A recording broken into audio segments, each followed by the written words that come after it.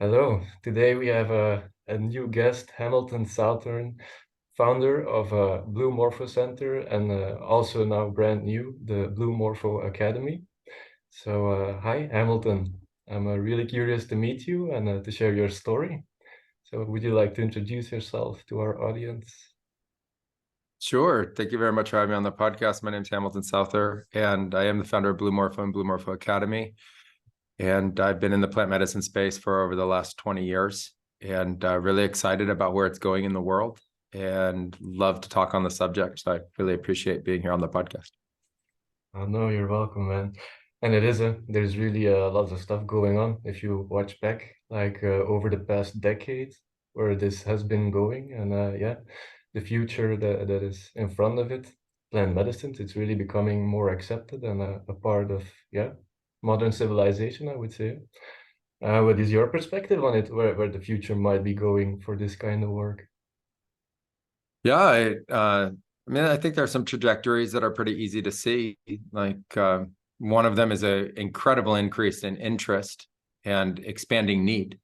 So I think 20 years ago, when I was part of the sharing of the discoveries of the plant medicine benefits, like what these plants are really good for, there was a real need at that time around mental health, and that need has only grown. And so as the awareness around it and the psychedelic renaissance takes place and the neo-shamanic revolution continues to grow, more and more people are becoming aware that these plants are really powerful for healing. And so there's that aspect of it, increasing demand and desire for them. There are strong legalization and decriminalization movements in the world that are taking place that I think will also continue to expand. And that's happening across the world. And I think there's also real interest in the expansion of now science being applied to these plants because of the legislation against them for such a period of time. There's been really a reduction in the amount of science we've had to explore them and to explain them. And I think we're going to see just a tremendous amount of science dedicated to them. And so I think you bring all of that together and it just looks like growth on growth, exponential, and something that we're trying to get ahead of. Yeah, it's really looking beautiful. If you see how there is finally like a gap or opportunities to build the bridge between the science and the spiritual aspect of this kind of work, I think it's really important and it's beautiful to see this develop as well. Um, yeah, and then one of the other things that I wanted to ask you is like, when was for you the first moment that you realized like, oh wow, like now I'm really ready to start working with other people? Oh, in our lineage, you weren't allowed to work with other people on your own with plant medicines until you had graduated and were considered a maestro. So it was a very clear, definitive line. So you got accepted into apprenticeship, and your first day of apprenticeship, you were called a baby. They called you a nuevo nacido, a newborn baby. And then if you were lucky enough to grow through your life and make it, then you would someday be considered a maestro. And that would be the day that you would start holding your own plant medicine ceremonies for others. Along that way, you start to learn healing arts and you start to perform them under the guidance of your maestros, the other people in the mesa or the lineage that are holding that space and making sure that everything is done well. And so you start to practice, and then outside of ceremony, you start also working on other healing practices. So I did that in my first year of apprenticeship. And then, yeah, went fully through becoming a maestro and then started holding my own plant medicine ceremonies. Yeah, must have been quite a journey. Yeah, for me, it just opened up that I got the invitation to start working with plants myself. I've already been in the world around 7 years now, but I Mm. really, my maestro said, and as well that I got from my last dieta, like, yeah, man, it's time to step out. Like, you really need to reach out to people. Not that I surf, like rather if I work with people, I would rather have my own drink, Mm-hmm. and then work with people in different ways. Um, but as well, like now I'm yeah off grid or wait no not off grid, but I'm away from Iquitos and the jungle for quite a distance. So now I try to focus a bit on integration and the work around plants, just to give people an opportunity to yeah get the most out of it into their daily routine to really make something out of it with all the visions and the information and everything that happened in the ceremonies, because it's also a big part to pay attention to, I believe as well. But it's a crazy world and I love it. It's something that makes my heart sing. So I can definitely relate to this work as well. And then the other question, because this is a big topic as well, definitely, like, I spent so much time in Iquitos hanging around and seeing different people. The topic of the light and the darkness in this medicine world, like, how would you bring perspective into this topic from your side?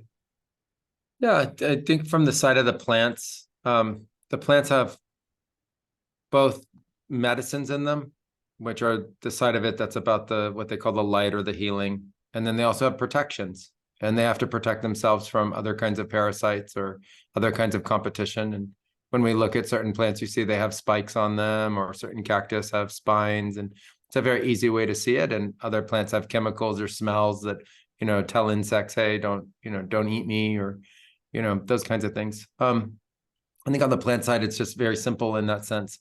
And humans then take that and bring their rich mythology, beliefs, and in some cases, twistedness to it. And I don't think you can put that on the plants themselves. I think a lot of stories are presented that way, but I also think that's the humans telling those stories. And so you'll just see in the space a lot of people who will utilize the plants for nefarious purposes, and some just in terms of false marketing and advertising, some in terms of profiteering, some just pure charlatanism and direct fraud. And then it goes all the way to the people that have been part of occult practices or dark spiritual practices, which I think has existed for a very, very, very long time, like, prehistory, pre-tribal history, humanity, where whatever our predator nature is, our dark aspect of our nature expresses itself in our beliefs and in our ideas. And you'll see in a lot of the mythology, this war, this conflict amongst the gods, this conflict amongst the superheroes, the conflict amongst, the spirits in different religions and different kinds of spiritualities. And they just depict that over and over and over again. And so I think that's very rich in our consciousness. It's very rich in our mind. And then it gets played out when you take consciousness expanding plants, which take you into your beliefs. And so I just think that there's a lot of that in the space because there's a lot of that in the world. And I think if we look at the world, we find out there's actually a lot more of it in the world than there is in the plants themselves or in the people who've been using the plants. And so I just think we have to wake up from that, not be naive, not come to it thinking that everybody's doing good, because they're not.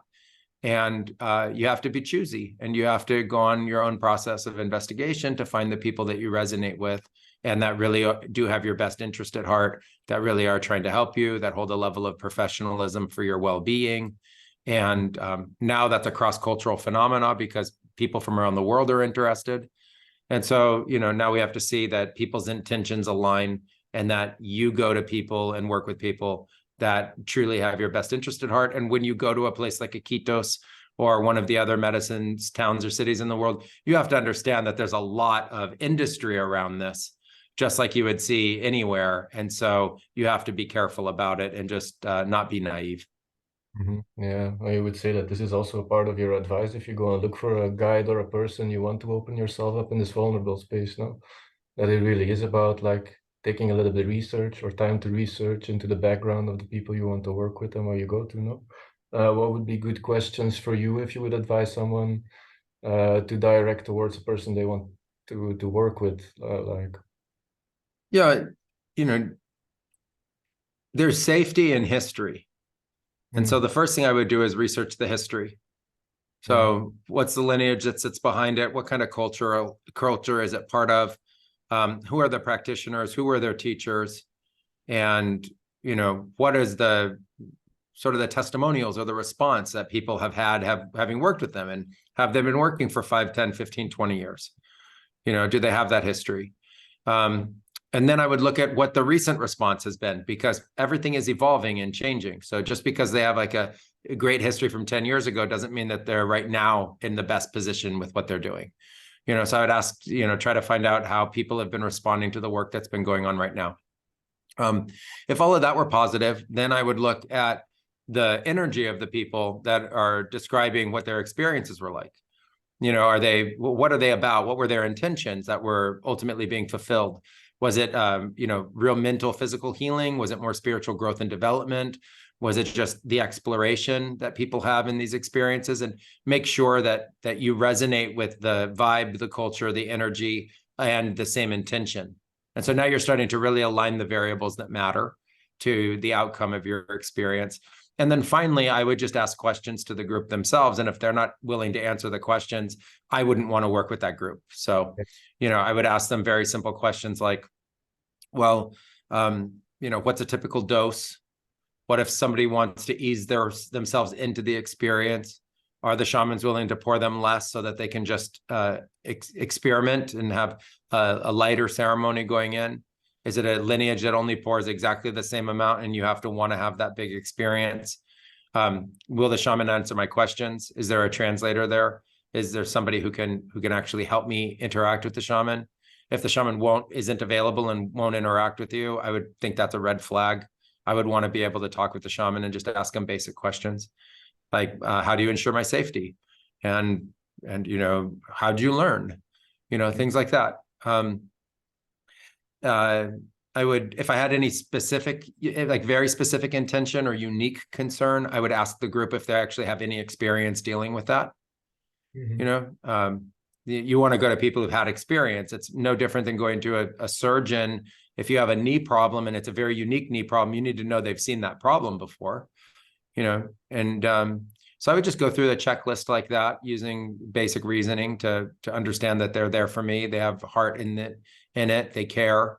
And then I would look at also the kind of physical amount of accoutrements or luxury that you want to have associated with the experience, because there's all the way from going to a tribal experience or just going out in the forest, literally no infrastructure, now in the world, all the way to 4 to 5-star infrastructure. So there's everything in between. And Blue Morpho sits at, what I would think of as very nice, very comfortable lodge kind of conditions, right? It's going into the jungle, into a jungle lodge and experiencing sort of that level of infrastructure. And so you want to pick the infrastructure that works for you, and then also a price point.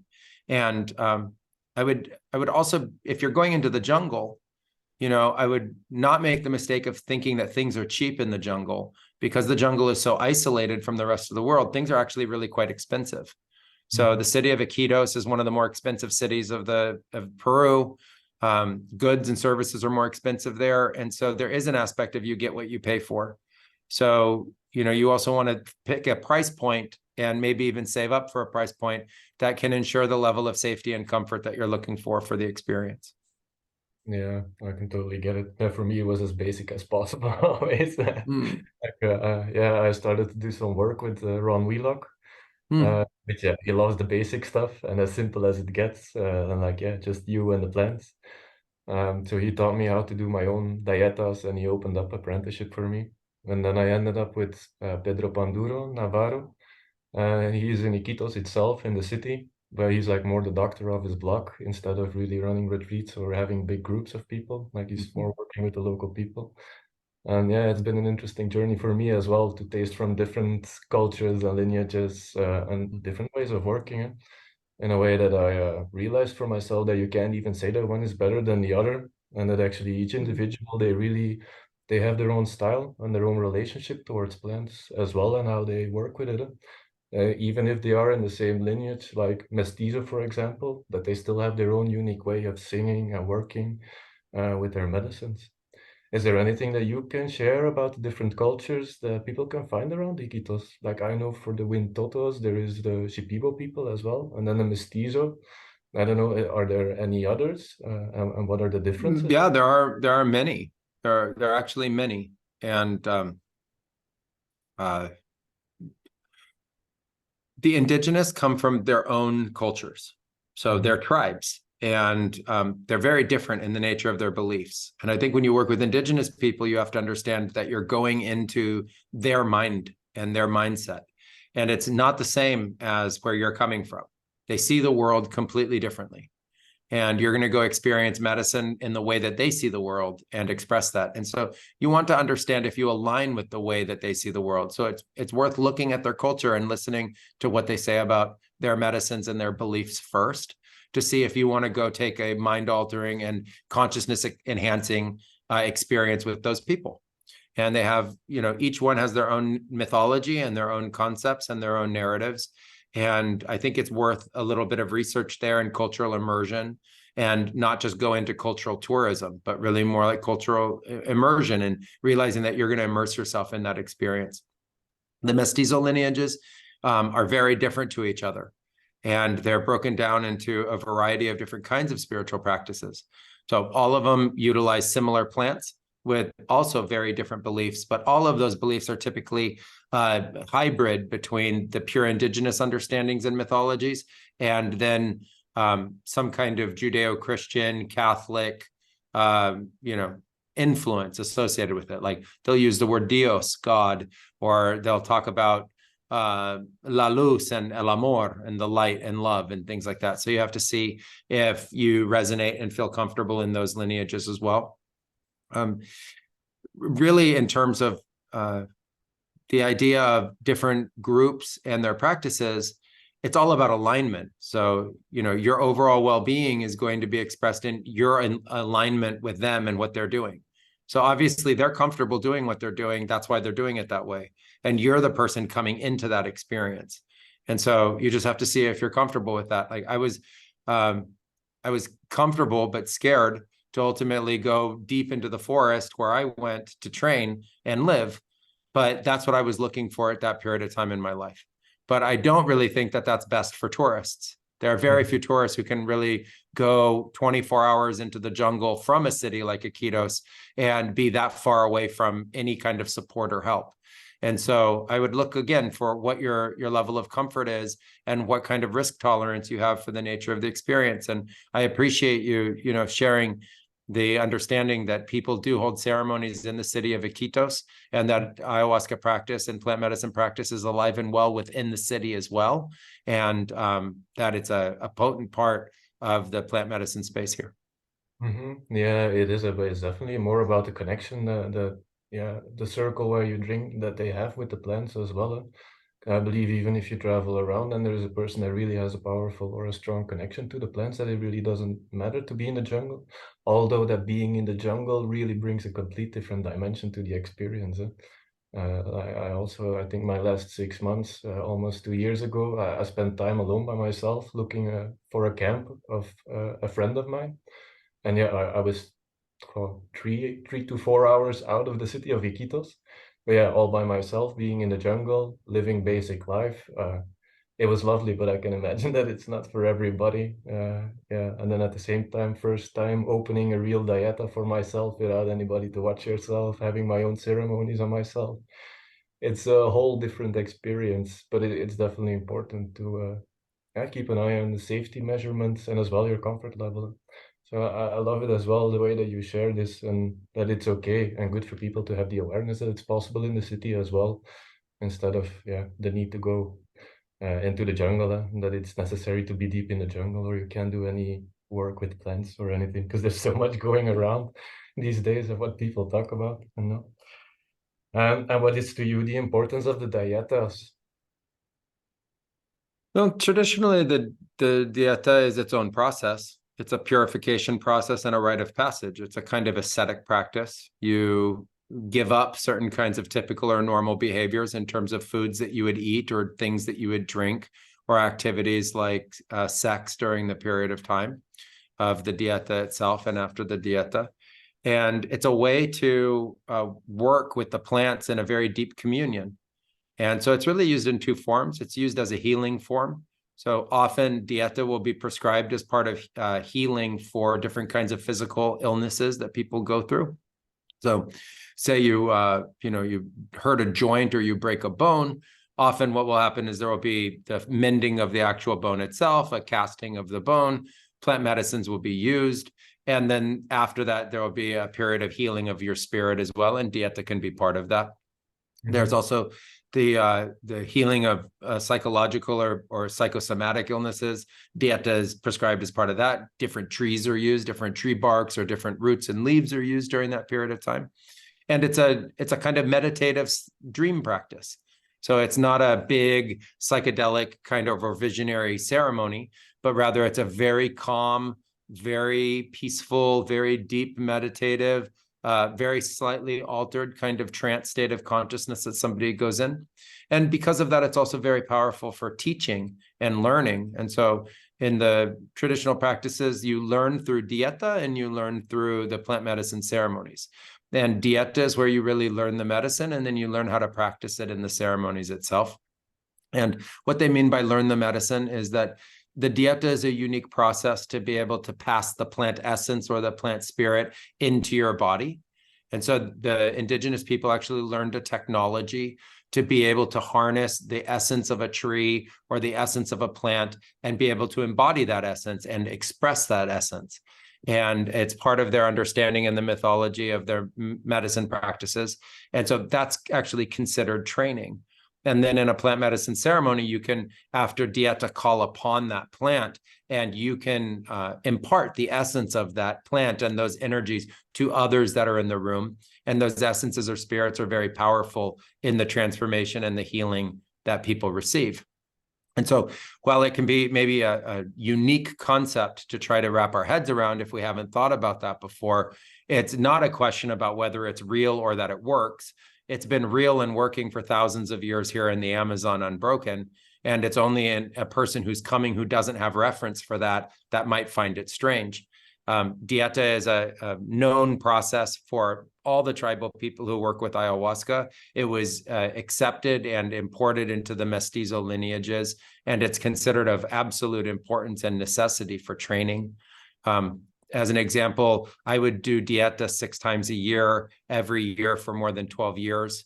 Other cultures do dieta just prolonged periods of time. So they would do like 1 year-long dieta, then a rest, and another year-long dieta. So there's, different ways and styles of dieta, but it is considered absolutely necessary to the healing processes and the training/learning processes.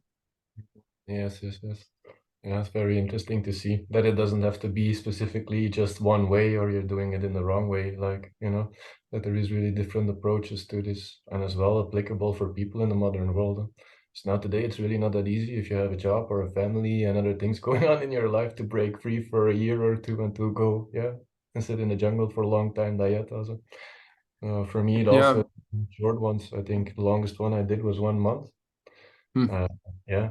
It definitely is as powerful as well, depending on the intention and the reason why you're reaching out to specific plants as well, So yeah, that's really interesting.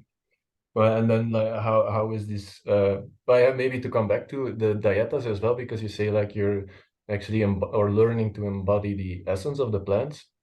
So you would say that you actually become a vessel for plant spirits, that you collect your team almost like your team of spirits to go into ceremony and to do work on people, no?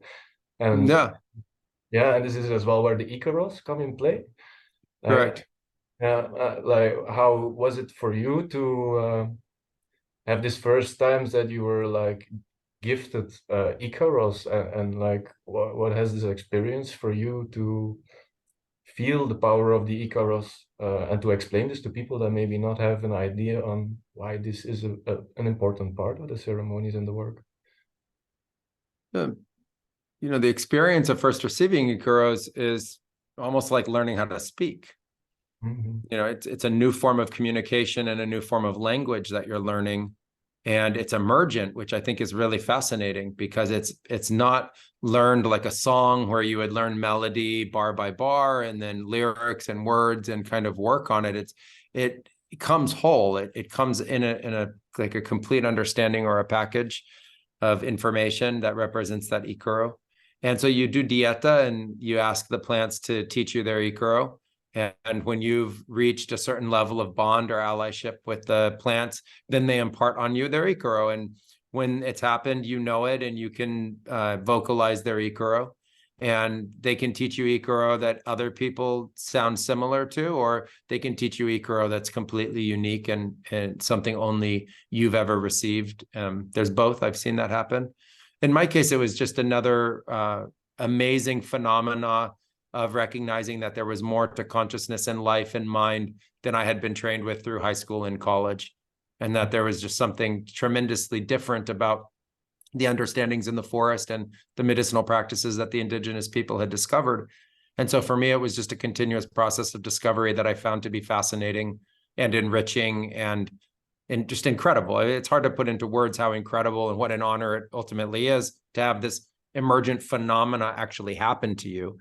So when I first got to receive Icaro and the Icaros really came out and you see them go into the room and you see them interact with people and people the next day tell you what actually happened and it's exactly what you were seeing, is just mind expanding. It's mind blowing at that time that that's actually real. And so Yeah. for me, it was just a greater affirmation of how incredible this practice is and how incredible the mysticism is behind it, how repetitive the technology is, how, you know, a foreigner can come and learn in a lineage and actually have all the same things happen that they say happens to them, as long as they follow the same path of, you know, practice and learning. So they say do a dieta, and you at first you don't think a dieta feels like much. You're not really sure what's going on. It seems pretty slow. There's like kind of what's this? And they're just like, be patient, wait. And then all of a sudden these huge shifts come associated with it. And Icaro is part of that. And that's just fascinating that there's actually a system that can be passed on generation after generation that has these mystical transformations as part of it.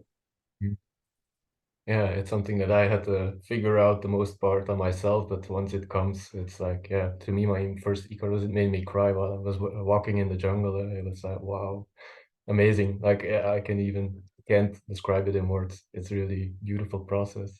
So yeah, thank you for sharing. It's enriching to hear your perspective or experience with the Icarus as well. And like, what is your perspective on integration? If it all comes to all the work that you've done so far, and you've been a time in the jungle, like how was integration after your first training that you had? Well, I think if you're a practitioner, you constantly integrate. And I've flipped the orientation that it seems to me that integration acts like it's a process that's referring back to the previous experience. So it's like the logic seems to be, because I had these experiences, I have to integrate them. And I turned that into a concept of implementation. And it's because I had these experiences, I'm now different and I must implement these changes in my life. And to me, that seems about now into the future, not what's something that happened in the past. I think that the transformation took place in the past. It took place in the ceremony, and now you're fundamentally different, and that is integrating. So I think we constantly integrate because we constantly work with plant medicines. So I think you have to learn how to kind of be practicing and integrating, or implementing, practicing and implementing, evolving with it. And if you come for a retreat, if you're a person who does this, you know, once a year or a couple times a year, I think what the plant medicines give you, other than the direct transformation and potential healing, is a tremendous opportunity in your life to change behavior, patterns, habits, and things that otherwise might be very difficult to change. So there's this period of time after the experiences where it's actually really simple to make those changes. And I think what people call integration is incredibly important.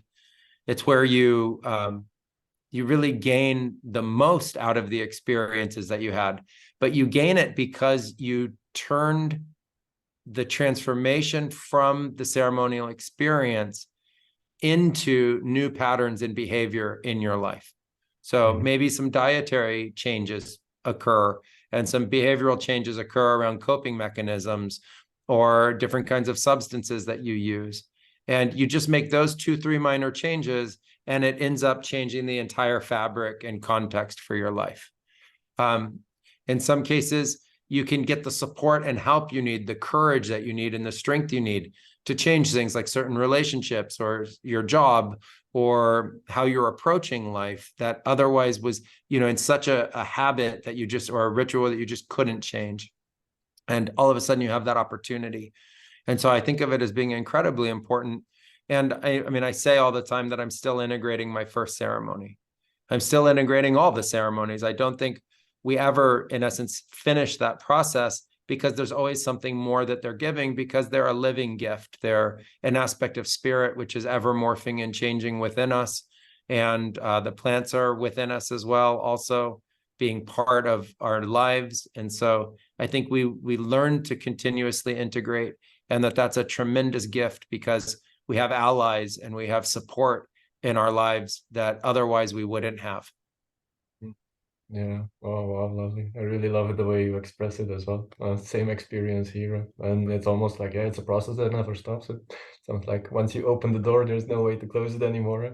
And it really becomes a part of your life. And it's the same like Pedro said it to me as well. It's like, yeah, you just get used to it. It becomes a part of your lifestyle and you just, Mm. yeah, it becomes a part of you in a way, though. That there is no way back afterwards as well. And things just ultimately start to change it because you want to be more healthy, you want to cultivate a better energy, better relationships with the world around you and the people that you love. And as well, like, yeah, the sound of your heart or intuition becomes stronger or more powerful. And all of a sudden, there's just no, or to my experience, there was no possibility anymore to follow in line with what was expected of me from society, and that it's more like your heart, your own heart starts to ask for your soul essence in a way, like really just do what you're here to do. And all of a sudden it opens a completely new world. I don't know, like I wouldn't even recognize myself anymore from a couple of years ago. It's a beautiful process. Well, thank you for sharing. Mm. I like what is the role as a medico vegetalista in his community, like, or yeah, we call it a shaman in the West, but like in Peru, or I would say South America on the Spanish side, it's médico vegetalista, no? Yeah, a medico vegetalista isn't really a shaman. It's kind of a misunderstanding. And so we should just align that on the understanding. A medico vegetalista is a person who understands the plant medicine of the forest and has not separated spirit or the essential energy from the plants nor you. And so I think that's why it gets aligned with the term shaman, which is a kind of a concept of a spirit worker. Now, there are people in the forest that fundamentally are shamans, and they work really in the realm of spirit, and that's where they work and what they do. And sometimes they go by like the term ayahuasquero, or they go by the term hechicero, or they go, they have different names for them out in the jungle, and they really are just focused completely on the mysticism or completely on the visionary plants. But the medico vegetalistas have a wide variety of plants that they work with, and it's that medico, it means doctor or medicine person, and a vegetalista means of the vegetation. So it means they've learned the medicinal plants from the forest itself for a variety of different reasons. And the role that they have, I think, really depends on ultimate need, the needs that the population have. When you're isolated in the forest and along the small tributaries, which they call La Ribera, when you're in that area, there is no access to other kinds of medicine. And so the medico vegetalista is seeing and helping the community in all the different forms of difficulties and ailments that they have. And I think as you move to a place where there's a lot more social and societal support for the medical needs of the community, such as like hospitals and Western doctors and physiotherapists and all the different kinds of doctors and tests and analysis, the medico vegetalista naturally goes and works in the areas that isn't being covered by all of that other support network in the Western medical system. And so people go to the Western medical system when they need the things that does really well. And when they have problems that the medical system doesn't yet understand or know how to treat, they go to the medico vegetalista. And I think the overlap there is often in and around the psychological and psychosomatic illnesses, which the Western medical system has a lot of difficulty diagnosing and treating. And so it just turns out that a lot of the visionary plants in the forest and the dietas are really, really powerful at helping people with those issues.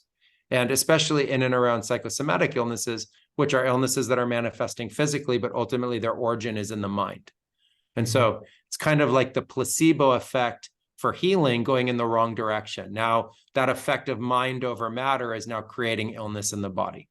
And so then you see the medico vegetalistas in cities like Iquitos or in other larger towns really doing the work that isn't covered really by the Western medical system. And they have typically really powerful results. Yeah, that's interesting because it's not only, yeah, many people think, oh yeah, the jungle and you go for ayahuasqueros then, but there is so much going on. For me, it was an eye-opener to see that there were like hueseros, tabaqueros, toeros, there's like such a wide range. So it's very interesting to get a little bit deeper in this. And yeah, it's something that I only realized as soon as I got there and experienced Iquitos for a couple of years. So yeah, it was definitely interesting. Um, And then, yeah, I would like to dive a little bit deeper also in the things that you're doing with your organization now. Like you've already been running Blue Morpho Retreat Center for a very long time.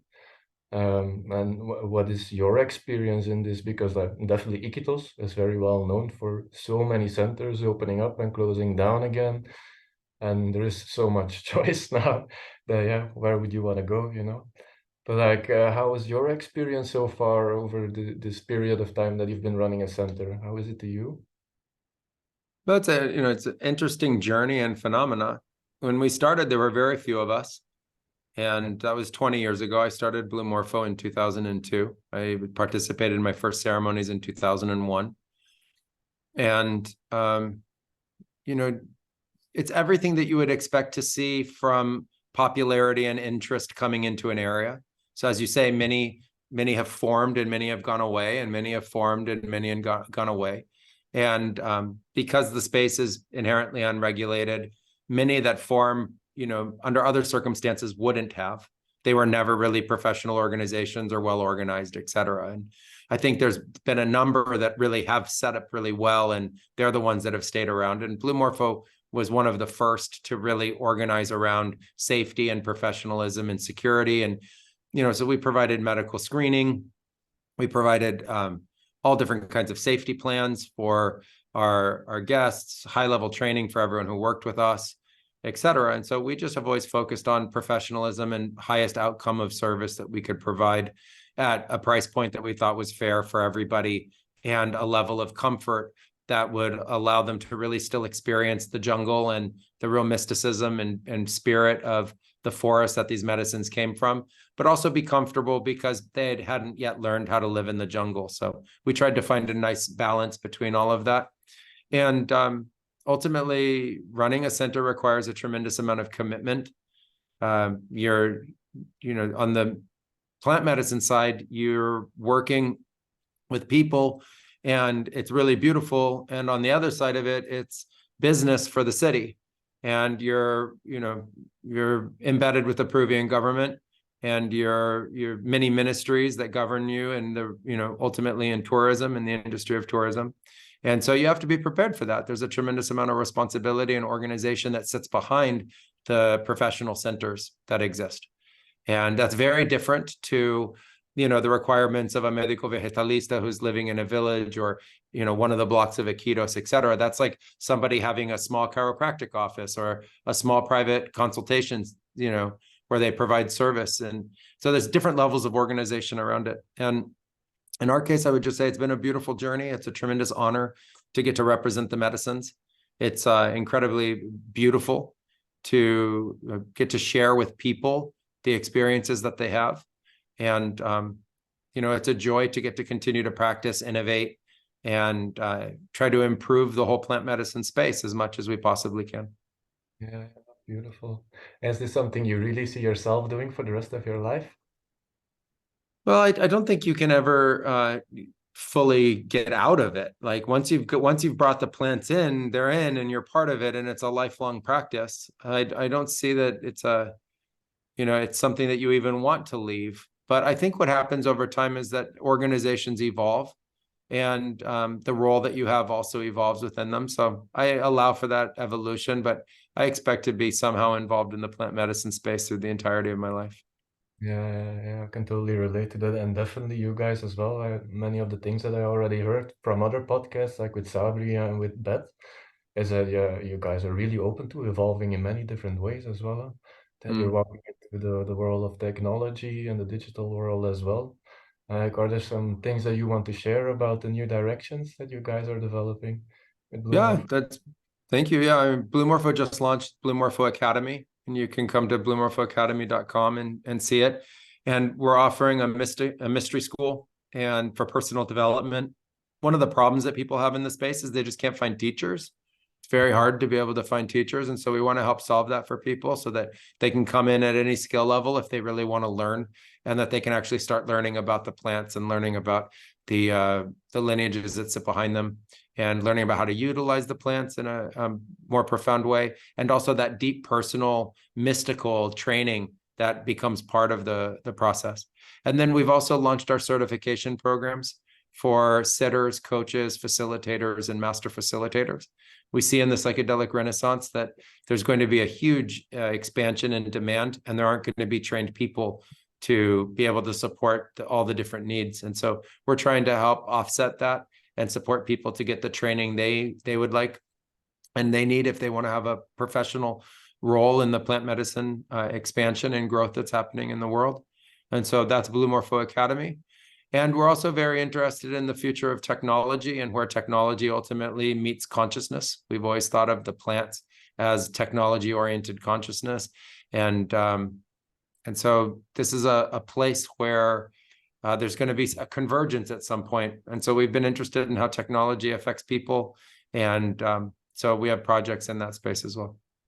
Yeah, beautiful. Because like you guys have been working as well in, or like yeah, towards your interest is also like to assist and help build up for digital artists, and also in the how did you say that? Not the cryptocurrency space, but like the NFTs and like I'm not very well known into it, but I heard you talk about it as well. Like, would you care to elaborate a bit on it?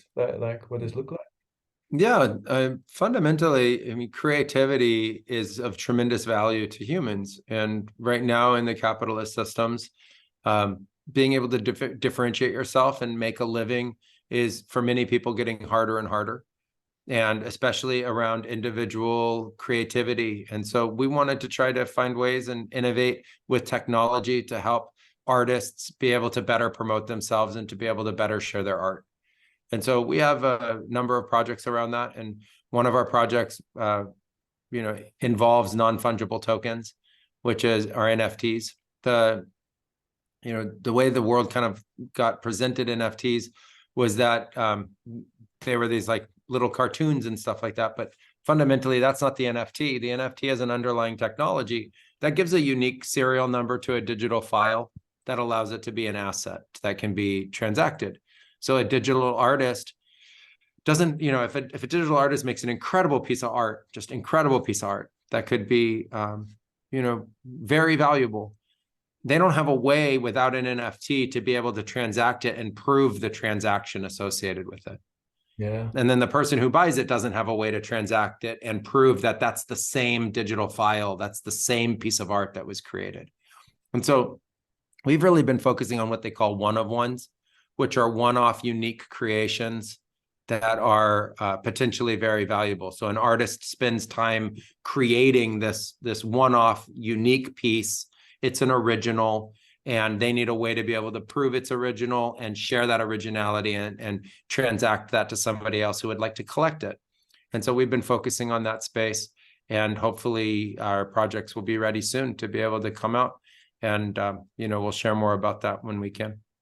Yeah, very interesting because it's not that easy. Yeah? Like if you watch how easy it is to copy things from a digital space as well. But then it's more in line like the cryptocurrencies, that it's a unique transaction by itself and there is no way of copying it or doubling it or so that's actually really interesting. For ourselves as well, and we've been developing more and more on the digital way as well to look for a way to be creative and as well develop our own business, but it's really not that easy these days. If you want to get something going, it's almost like after Corona, digital working space was completely new thing that became more and more normal. So it's very interesting to develop in that way as well. And I think it's nice to see that other organizations are also chipping in, because in the world of plant medicines and just spirituality overall, there is like still a way of separation towards the use of technology and the digital world and so on as well. So I think it's beautiful that on many levels that people are still trying to build a bridge and bring it all together actually, instead of separating or dividing more and more on the other hand as well. So yeah, that's actually really nice. Thanks for sharing. And like further after all of this, like the future for plants in all of this, how do you see technology and the future of plants coming together from your perspective? Yeah, I think there's a number of ways that plants and technology come together. First of all, I like to think of plants as technology. Mhm. So they're their own technology. And they were there way before we created silicon digital-based technology. Yeah. So that's the original technology. And that was there, and that's what oil's made out of. Like it's truly like the real ancient technology. And you know, right now there are some interesting projects that I've heard about technology and the silicon-based and digital-based implants. And one is amassing a huge digital knowledge base about the plants. Mhm. So one way is digitally scanning the plants, digitally going through all the different analog archives around the world of different kinds of projects that universities have had, et cetera, and getting the mass of knowledge about the plants into kind of one container, which I think is a fascinating project to get where it's been siloed and isolated all over the world, to bring that ultimately into one big digital container so that people can learn from it, amass that knowledge and understanding, you understand how to utilize the plants, cultivate the plants, preserve the plants, et cetera. I think is fascinating. So I've heard about that. I'm not part of that project myself, but I heard about it recently, and that's a direct place where the technology already meets the plants. Another place that I've seen is the other direction, where a lot of people are coming to the plants, having experiences, and in those experiences, they're either being told in the visions to do things in technology, or they're being shown technology-oriented projects, or they're being awakened to creativity around technology. And so that's very interesting to me that, somebody would come out of a ceremony and say, well, and I had visions that the plant showed me of this technology project, and then they go and do that technology project. So they don't claim that they came up with that themselves. It's actually some kind of interaction that the plants know about with them that takes them on that creative pursuit. So that's another place where the plants as a technology seem to be influencing what is the silicon-based technology. And then the more prophetic, and has not yet occurred, but it's very interesting to me, is when the two can merge in real time, like in a union where the plants have access to that technology and that technology has access to the plants directly. And I don't know if we know how to create that yet, but I think it is truly possible. And I've heard it prophesized where there could be technology tapped into mycelial networks, and the roots of the trees and the forests themselves could become some kind of participant in technology, both in knowledge share and in greater understanding. And so I don't yet understand how that would, what the interface would be that would make that possible. But that sounds very fascinating to me. Yeah, it is almost like you can talk through your computer on Messenger with a tree from next door or something, but that would be nice. Exactly. Lovely. Um, yeah, but yeah, that's really crazy. Yeah, and as well, you're also been talking a lot about the topic on AI. Yeah? It's also quite a hot topic these days in the world. What is your perspective on it? Because I heard you talk also about this project. Was it God AI or something? Where you Yeah. integrate knowledge of spiritual teachings and different lines all together in an AI consciousness, or like how was Well, it? yeah, and right now AI is what are called large language models, Ah, and so certain AIs have access to a lot of information and a lot of texts, a lot of writings.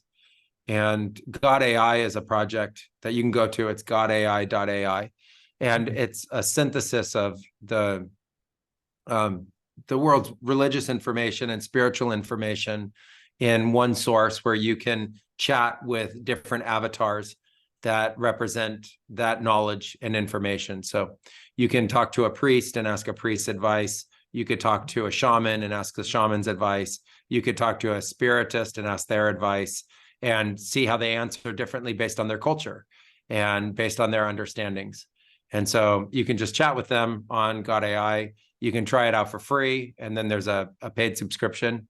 But it's a great resource to be able to go and just get information from and have a chat with it and ask spiritual questions to it and get a lot of common sense advice about many of the things that we've talked about. And so yeah, that project actually exists right now. You can go online and check it out, godai.ai. AI in general, is a very powerful tool around language right now, and it's shifting how we think of tasks. And I think until recently, AI was sitting behind the user interfaces that like Zoom and these other, and Google and Meta and these other, Apple, these other interfaces. Most people don't know that, but AI is governing the keyboard on your phone. Mm-hmm. So just to be able to type on your phone, that's AI running that. It's been that way ever since the origin of these tools, but it wasn't a consumer-facing product. And just in the last year, the consumer-facing level of the products became available, including text to image like Midjourney and DALL-E, and then now text to video. So you can put in prompts of text and it'll create videos. And it's putting a lot of really interesting creative power into the hands of people to use their imagination. And as part of that is also text to text, where you can put a prompt and get something like ChatGPT to write for you, et cetera. It's being automated in many industries already. It's the next layers of this that come that are more interesting to me. So I think that's very disruptive as it is, but I don't see that as being where we yet meet consciousness. And I think right now it's the expression where humans are the confluence and the emanators of the consciousness in the form of prompts to these tools, and then the tools are taking that, making something out of it, and bringing that back out in code that you then see on your computer. So an image, a video, something like that, but it's the human collective consciousness that's driving those tools. I see that at some point, there's going to be a next layer of iteration on this where they become much more autonomous. And that autonomy is just starting now. And it doesn't require any level of intelligence like we understand, nor consciousness that we understand. I think that humans anthropomorphize these concepts, and so they make them human-like, and they don't understand that that is not what ultimately comes from this. What comes from this is a creation of intelligence and consciousness that is relegated or compressed to the boundary of the hardware. So the intelligence that these silicon systems and these satellite systems and these fiber optic systems all combined could ultimately be is what emerges from that. And so it's not a human-like concept, because it's not trillions of cells with a brain and a nervous system. It's this other thing with, 5, 10, 15, 20 billion Internet of Things IoT sensors. And it's, millions of kilometers of cabling. And it's 50 to 100, 200, 300,000 satellites all at the same time, streaming light and data and information and lasers, and this whole thing, this construct that we've put together piece by piece by piece by piece, manufacturing by manufacturing, but comes together into one great whole. And when it does, wow, we don't know what that is yet. So that's just why I think that's very interesting. And so I'm part of thought groups and open to the discussion of the idea that we need to get ahead of that. We need to understand that. We shouldn't just create it without understanding it, because we don't know what it'll be. And that's very much like with the plant medicines. We didn't know what they were going to be exactly. So we also put some safeguards in on that, and we learned it as a collective over time to understand this interaction. We're part of creating this thing called AI. We should be, aware of it and understand how to interact with it. And so I do talk on the subject a lot now. I think it's very, very interesting, because this will be the first time we know of in history that the Earth used another species, humanity, to create a true new species that also has intelligence and potentially consciousness. Yeah, but it's really still getting to the point of becoming its own consciousness, you would say then. Yeah, no, wow, it's really interesting. Yeah, well, I had a chat a couple of days ago with a friend of Iquitos as well, Daryl. Yeah, maybe you know him. And he's like, yeah, we really need to be build up a good relation with the new kid on the block. So, but I totally relate to it as well. I kept away from the topic for a while because I just didn't understand it, and I was busy with other things. Then after your podcast episode with Sabri on AI, it was really interesting, and I got my first experience with ChatGPT as well, and just starting to ask some business questions and some random conversations about consciousness and so on. And it's interesting. It was surprising to me how rich it is in communicating and how well informed it is, and the way it answers you back, and as well just for business structure, how to read or write texts or bring out specific articles that it gives you like, oh yeah, but maybe you can pay attention to this and this and that and that and take a look into this, and it's like, okay, and then you do it and it really brings a beautiful picture together. It's I kind of start to enjoy collaborating a bit with it to see where I can like, yeah, just connect with it and build up maybe a good relationship towards this new technology. But it's yeah, the same like with plants as well. Somewhere like it's almost in a neutral position, and it's depending on the way that you interact with it, what comes out of it as well, I believe, no? Yeah, in the case of the ChatGPT and those kinds of projects, it's, one aspect of it is how it relates information. And what they learned was that there's a distance of relationship between concepts, that there could be applied distance to it. And so based on your consciousness and what you're trying to find out in terms of information, it has the ability to measure all the potential distances between all the potential other ideas. And so, how much it relates those ideas, and then ultimately can amass from a tremendous amount of information what is most connected and help connect that information. Whereas something like, a search engine, if you go to like Bing or Google or, Chrome, something like that, and you just use a search engine to try to, just get information, it gives you the closest information in terms of what might be on those websites associated to your search terms. But it's not relating a series of concepts together and then telling you this from what you prompted it with, this is closest to this and this and this and this and this, and they all go together within this amount of relationship. And so that's why it can pull articles for you, and it can synthesize the text and help formulate your ideas, and at the same time, turn that into a plan and steps, because it knows that if you're prompting for all of that out of that amass of information, that it can relate all of those concepts together for you. And so that's just a very unique kind of system for helping organize information for us, especially when that information would be, in essence, impossible for us to find on our own. And so I think these tools are very, very powerful, and they will change the world. I mean, they already have. I've said before, and I'll continue to say, the world as we knew it ended, and it's just taking everybody a long time to catch up to it. But that world's already over, and this new world has emerged, and we're in it now. And, so we're just in year one. I just think about where we are in year 100 and then year 200 of these technologies. And that's how I know at year one, the world already fundamentally changed. We just haven't gotten yet to year 5 or year 10.